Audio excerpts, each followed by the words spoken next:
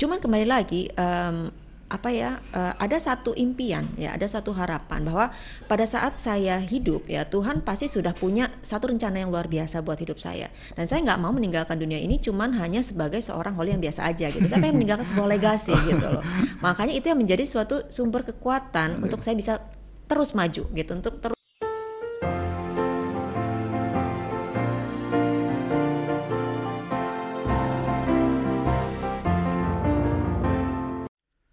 Halo Sobat YBHK, selamat berjumpa kembali bersama kami di sini, Sukses Bersama YBHK.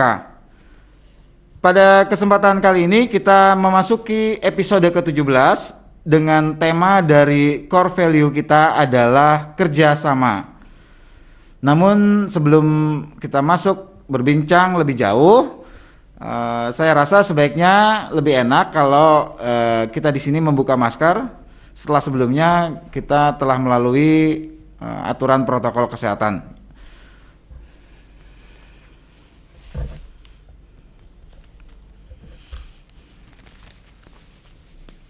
Baik, nah begini rasanya lebih nyaman ya. Baik, sebelumnya saya memperkenalkan diri dulu. Saya Albertus Kuntoro, guru layanan bimbingan konseling di SMP Tarsius 2. Pada kesempatan kali ini saya membawa atau saya sedang ditemani dengan tamu istimewa kita, Ibu Holly Setiawati. Beliau adalah mantan siswa SMP atau alumnus ya, SMP Tarsius 2. Tapi nampaknya ini sudah beberapa waktu jauh ke belakang. Ini mungkin nanti lebih tepatnya Ibu Holly ya, Ibu Holly Setiawati bisa lebih memperkenalkan diri lagi kepada Sobat YBHK, lulus tahun berapa, kepala sekolahnya siapa, wali kelasnya siapa, guru. Tapi baiklah, nanti kita akan berbincang lebih mendalam lagi bersama Ibu Holly. Silakan Ibu Holly, bisa diceritakan. Ya, sebelumnya terima kasih ya untuk Pak Kun dan juga untuk seluruh guru yang mengundang saya hari ini, dan juga untuk Sobat YBHK, selamat pagi ya. Selamat pagi. Nama saya Holly Si, saya dikenal dengan nama Holly Si ya Pak Holly ya. Si. Singkatnya itu ya. Singkat padat dan jelas ya. Saya lulus di SMP Tarsius 2 tahun 94. Tahun Jadi 94. mungkin udah berapa tahun yang lalu ya, udah jauh banget ya. 18 ya. Jangan dihitung ya Pak umur saya. Jangan. Ya, kalau saat ini saya sedang berkecimpung di dunia startup. Saya sedang membangun sebuah startup dengan nama Momwork ya. Jadi Momwork ini adalah sebuah micro cloud kitchen enabler, di mana kami membantu para ibu untuk bisa membangun micro cloud kitchen mereka dari rumah gitu. Karena saat ini saya melihat sebuah fenomena yang baru, di mana kita harus bisa melakukan perubahan dengan adanya pandemi ya. Kita berharap kita tidak hancur dengan pandemi ini, tapi kita bisa bangkit ya. Oleh karena itu saya mencoba membangun sebuah support system juga untuk para mam ya, atau notabene para ibu. Para ibu ya, ibu rumah tangga ya tepatnya. Iya. Sebentar Bu Holly, ini saya panggil ibu nggak apa-apa ya, karena memang tadi ibu sebut micro cloud kitchen. Micro Cloud Kitchen. Nah mungkin ini kan para siswa adik-adik semua di SMP mungkin ada apalah begitu, apa dapur di angkasa gitu, kira-kira mungkin bisa dijelaskan Micro Cloud Kitchen, kira-kira gambaran konkretnya kayak gimana ya? Gimana gitu ya? Kayak gimana gitu ya? Orang mungkin kadang-kadang sering bertanya gitu ya, sampai sekarang kok saya nggak ngerti-ngerti gitu maksudnya cloud kitchen itu apa gitu ya.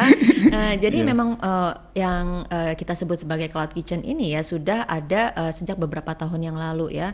Nah kebetulan karena pandemi ini juga semakin merebak sebenarnya. Jadi dalam bahasa Indonesia cloud kitchen ini disebut dengan dapur daring atau ngedapur daring. Betul, dapur online. Betul. Jangan-jangan nanti makanannya online juga. Enggak ya, kalau makanannya real, tapi dipesannya secara online. Betul. Jadi kalau di sekolah kita belajar secara online, nah kita juga untuk pesan makanan secara bisa online sekarang. Betul. Jadi kita membantu para pemilik bisnis makanan gitu ya, untuk mereka bisa memperluas area servis mereka.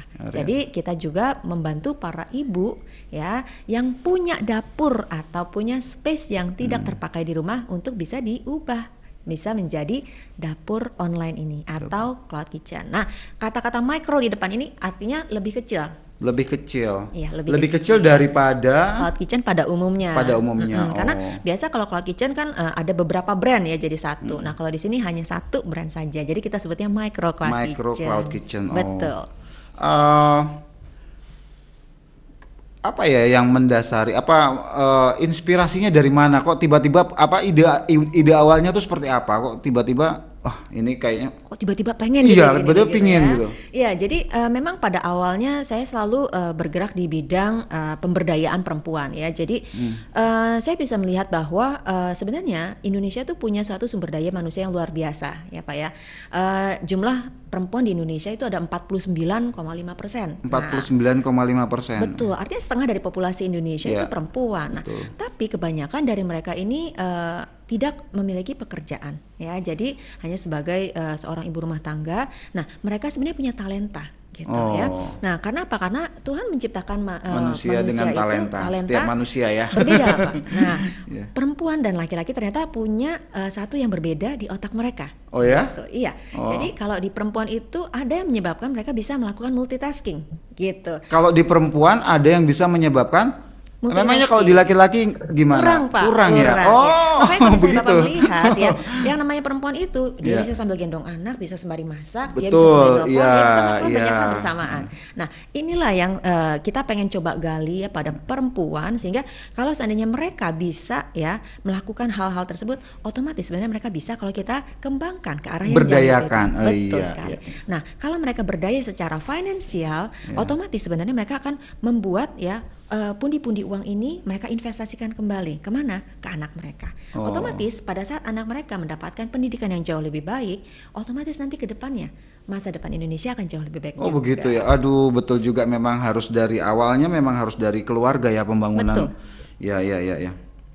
Tapi apakah Ibu Holly ini ada maksud saya ada seseorang atau mungkin sebuah brand yang saya terinspirasi dari itu, saya ada tokoh mungkin di balik semua ini? Tokoh, mungkin kalau saya sebutnya tokoh, mami saya kayaknya mamanya sendiri ya? Iya, karena mami saya itu juga memang sejak dulu dia seorang wanita karir sebenarnya ya. Nah, kemudian setelah dia tidak menjadi wanita karir kembali, dia tetap memberdayakan dirinya gitu ya. Jadi saya melihat bahwa ternyata seorang perempuan itu punya satu kemampuan yang luar biasa. Jadi tidak salah Tuhan menjadikan seorang perempuan itu sebagai seorang penolong. Penolongnya. Artinya kalau bisa menolong, artinya dia sebenarnya kuat gitu. Nah, makanya saya menjadikan mami saya ini sebagai seorang inspirasi buat saya. Jadi awalnya dari situ seseorang yang tangguh betul Pak. Betul ya, bisa menghadapi segala kesulitan, lalu kenapa saya juga nggak seperti itu, kira-kira seperti itu ya. Terus kemudian misalnya dalam menjalankan usaha atau kegiatan ini kan pasti bukan tanpa halangan ya. Bukan tanpa, pasti mungkin ada yang kecil dan mungkin ada yang besar, atau mungkin ada sesuatu yang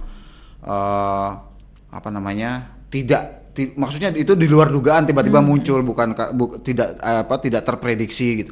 Ada nggak di dalam pengalaman Ibu Holly ini hal seperti itu? Halangan pasti banyak ya sebenarnya. Banyak ya malahan ya. Iya, karena yang namanya memulai satu usaha gitu ya, apalagi ya tentu saja banyak sekali halangan dan rintangan. Tapi dengan semangat kerjasama tadi ya, kita bisa menghalau sebenarnya, kita bisa mereduce atau mengurangi halangan-halangan tersebut. Contoh misalnya halangan yang pertama, misalnya yang paling gampang ya, pada saat kita kepengen approach misalnya ya satu vendor atau mungkin perusahaan ya, karena kita masih kecil gitu ya, kita susah untuk bisa diterima sama mereka gitu. Jadi itu merupakan halangan tersendiri dan bagi saya itu merupakan satu cambuk sebenarnya. Karena apa? Kalau gitu saya harus berusaha lebih baik lagi. Biar apa? Biar bisa dipercaya sama vendor ataupun brand-brand yang jauh lebih besar. Seperti itu sih Pak. Pernahkah sampai pada puncak ketika halangan atau hambatan itu muncul, pernahkah sampai kepada suatu situasi di mana Ibu Holly pernah merasa, aduh kok berat ya gitu, kayaknya aduh pengen menyerah gitu hampir ya, menyerah, hampir putus asa gitu, ada nggak saat-saat itu? Sebenarnya mungkin pernah ya, sampai aduh kayaknya capek juga yang ngerjain kayak gini gitu ya, karena banyak orang bilang tuh mungkin terlalu ini ya, terlalu apa, banyak yang harus dikerjakan gitu ya. Kenapa sih nggak yang sederhana-sederhana aja gitu Atau yang lah, biasa yang saja biasa yang aja sudah banyak gitu. dilakukan orang gitu. Kenapa mesti ngituin sesuatu yang kayaknya belum pernah dikerjain orang gitu ya kan? Sebenarnya sih udah ada ya, cuman konsepnya aja sedikit saya modifikasi sedikit gitu ya. Cuman kembali lagi, ada satu impian ya, ada satu harapan bahwa pada saat saya hidup ya, Tuhan pasti sudah punya satu rencana yang luar biasa buat hidup saya, dan saya nggak mau meninggalkan dunia ini cuman hanya sebagai seorang Holly yang biasa aja gitu. Saya pengen meninggalkan sebuah legasi gitu loh. Makanya itu yang menjadi suatu sumber kekuatan untuk saya bisa terus maju gitu, untuk terus melangkah. Karena tanpa satu kekuatan tersebut gitu rasanya sih nggak mungkin gitu ya. Jadi kembali lagi sebenarnya kekuatan itu dari Tuhan ya. Dan ada satu keinginan bahwa kalau saya hidup saya harus memberikan yang terbaik. Ada sumbangsi yang tersendiri yang saya bisa berikan kepada dunia ini, nggak cuma sekedar lewat gitu.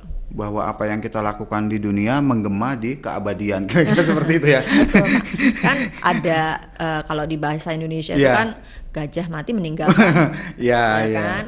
Masa hewan aja bisa meninggalkan gitu, saya enggak gitu kan Pak. Walaupun itu hanya peribahasa, tapi itu tetap memotivasi ya. Iya, baik. Baiklah. Berikutnya dalam berkegiatan ini Ibu Holly juga harus berinteraksi baik dengan apa ya?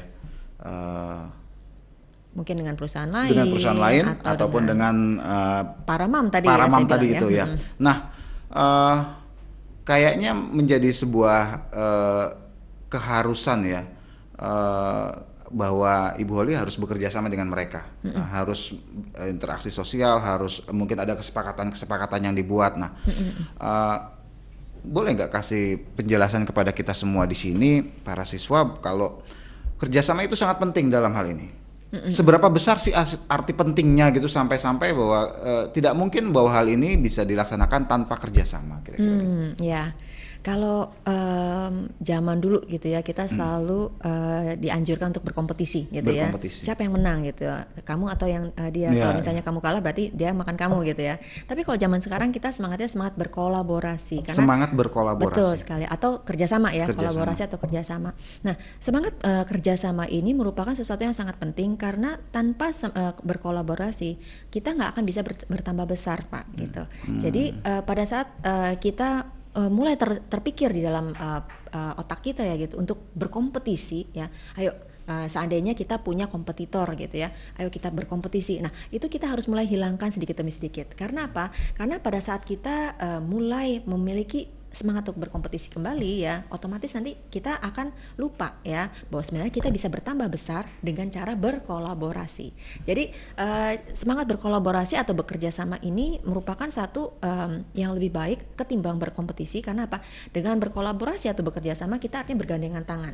Pada saat kita bergandengan tangan, otomatis kita bisa jauh lebih kuat dan kita bisa saling ada mutualisme, saling menguntungkan satu sama lain gitu. Jadi kita win-win solution ketimbang satu kalah satu menang gitu. Jadi semangat bekerja sama merupakan sesuatu yang penting, terutama di zaman now ya. Di zaman now itu merupakan sesuatu yang justru di zaman sekarang ya sangat penting. Dan kemungkinan semakin ke depan semakin lebih diperlukan. Betul. Jadi kita nggak bisa kerja sendiri, kita harus bekerja sama dengan para pihak. Dan kalau kita misalnya mau membangun semuanya sendiri, itu akan butuh waktu sangat lama. Jadi kenapa nggak kita kerjasama dengan yang sudah ada saja, ketimbang kita membangun semuanya sendiri. Itulah semangat bekerja sama. Itu sepertinya kok saya jadi cerdas sekali ya. Itu mungkin salah satu contoh konkret dari apa yang disebut dengan bekerja cerdas gitu ya, saya rasa ya. Iya, baiklah. Jadi memang kerjasama sangat mutlak diperlukan. Tanpa kerjasama sepertinya sulit sekali atau bahkan mungkin hampir tidak mungkin dilaksanakan ya usaha-usaha startup seperti ini ya. Saya membayangkan saja ketika misalnya yang paling mudah ditemukan misalnya ojek online apabila tidak bekerja sama dengan Google Map misalnya, maka itu tidak jalan. Kacau sekali kalau para driver itu, itulah kerjasama sangat penting gitu saya rasa. Betul. Baik, Ibu, kemudian saya mau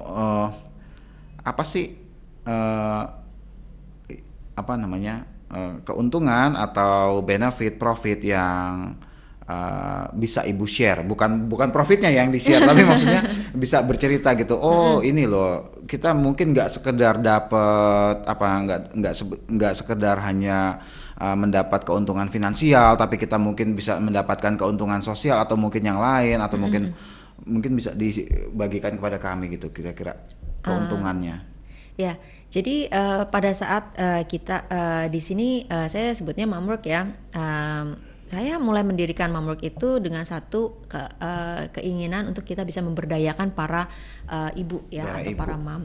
Jadi salah satu keuntungan yang bisa didapatkan sebenarnya bagi saya pribadi adalah sesuatu yang memang tidak dapat dinilai dengan uang gitu. Sesuatu yang tidak dapat dinilai itu justru yang terbesar. Betul. Jadi ada satu kepuasan tersendiri bahwa pada saat kita melihat orang lain bisa sukses juga ya atas apa yang kita buat, itu memberikan satu kepuasan yang mungkin nggak bisa dilihat atau dirasakan sama orang lain gitu. Jadi mungkin bagi para sobat YBHK juga nih ya, bagi yang kepengen untuk memulai suatu usaha nantinya gitu ya, mungkin kita harus melihat pertama ya, melihat terlebih dahulu sebenarnya visi dan misi kita apa ya. Jangan hanya saya kepengen usaha biar saya kaya raya dapat uang. Memang itu penting ya. Memang itu penting. Tapi jangan jadikan itu sebagai prioritas yang utama gitu. Karena pada saat kita memulai ya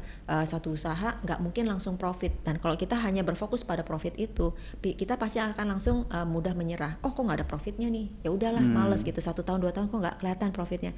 Langsung putus asa pasti ya. Keinginan untuk menyerah itu langsung pasti timbul sedemikian besarnya. Tapi pada saat kita punya satu impian lain di belakangnya gitu ya, ada satu harapan dan impian lain, itu pasti akan menjadi satu api ya yang membuat kita tetap membara.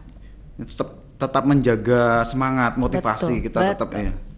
Jadi justru karena kesuksesan orang lain itulah jadi kita seolah-olah kayak lelah-lelahnya, kecewa-kecewanya itu kayak disiram gitu ya Bu ya. Betul. Mungkin ya.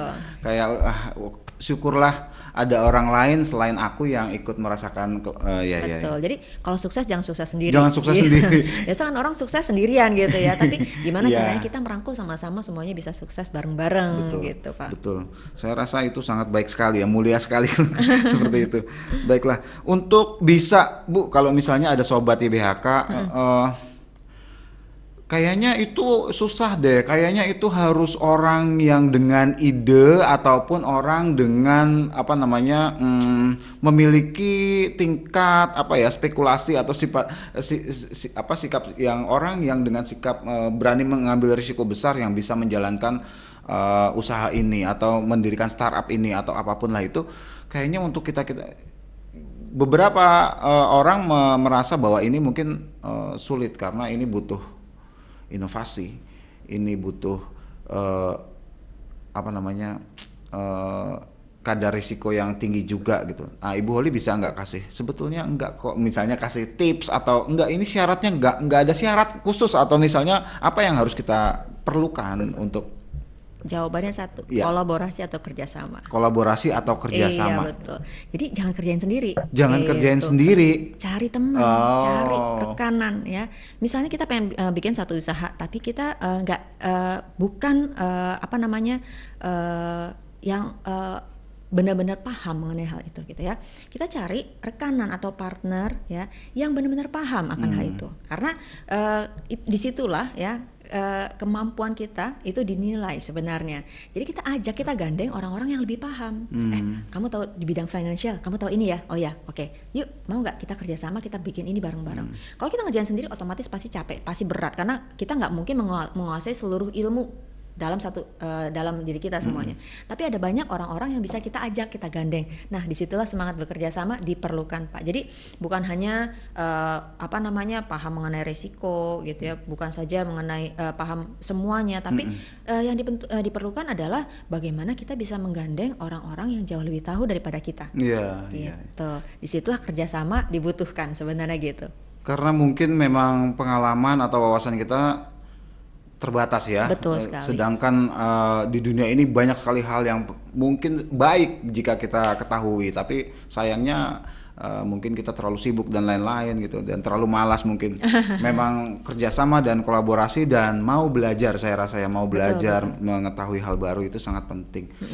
Terus Ibu, nih kita saya cuma berandai-andainya, andai-andai misalnya kita mau buat sebuah startup, kita ambil satu contoh deh, misalnya saya mau buat gimana ya cara menjual. Tadi kan itu apa namanya, mom work ya, apa namanya, ibu-ibu rumah tangga atau cloud kitchen, micro cloud kitchen misalnya, ikan bakar misalnya kayak gitu. Nah itu apa yang harus mulai dari mana?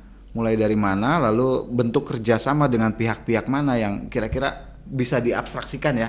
Oh saya mau ikan bakar misalnya gitu. Bagaimana coba bisa Jadi kalau di Momwork kita bekerja sama dengan para pemilik brand makanan yang sudah ada. Bekerja hanya kita nggak perlu itu cari ikan sendiri lalu apa gimana? Enggak, jadi disitulah kita bekerja sama, Pak. Gitu. Jadi itu bentuk kerjasamanya. Yang sudah ada ya kita kembangkan usaha mereka dengan cara kita bukakan micro cloud kitchen di tempat lain. Gitu. Jadi ide utamanya adalah bagaimana untuk membantu mereka ya untuk bisa memperluas service area mereka ini, gitu ya. Nah, jadi kalau seandainya misalnya tadi pemilik ikan bakar punya sebuah restoran di Jakarta Barat. Nah, kemudian dia kepengen ada di Jakarta Utara atau di Jakarta Selatan, ya otomatis. Atau mungkin di luar Jakarta? Di luar Jakarta mungkin ya. Nah, tapi otomatis dia kan butuh sumber dana ya yang cukup besar untuk buka sendiri. Nah, sedangkan kalau seandainya ada pesanan misalnya dari Jakarta Utara ya, dia ambil dari Jakarta Barat, ya ongkos kirimnya mahal. Ya, nah pasti orang-orang kan mikir males gitu kan, ongkirnya mahal. Nah, jadi kita kerjasamakan dengan para ibu yang punya dapur atau punya space yang tidak terpakai di rumah, kita jadikan micro cloud kitchen. Jadi para mam inilah yang akan mengolah ikan tadi ya untuk bisa dikirim kepada area konsumen. Iya. Jadi nggak perlu apabila ada konsumen yang ingin merasakan produk dari rumah makan tertentu, tidak perlu dengan jarak yang jauh. Lalu disitulah gunanya ada startup ini untuk lebih menyebarkan produk itu ya. Betul. Apa yang harus dilakukan? Maksudnya apakah kita mengkolaborasi dengan si rumah makan itu atau kita harus siapkan si mama-mama ini? Dua-duanya, Pak. Dua-duanya ya. Jadi untuk para mamnya ini juga kita memberitahukan ya, mengedukasikan kepada mereka bahwa pada saat kalian memulai journey ya, atau perjalanan kalian sebagai seorang mompreneur ya, akan ada sedikit banyak perubahan ya.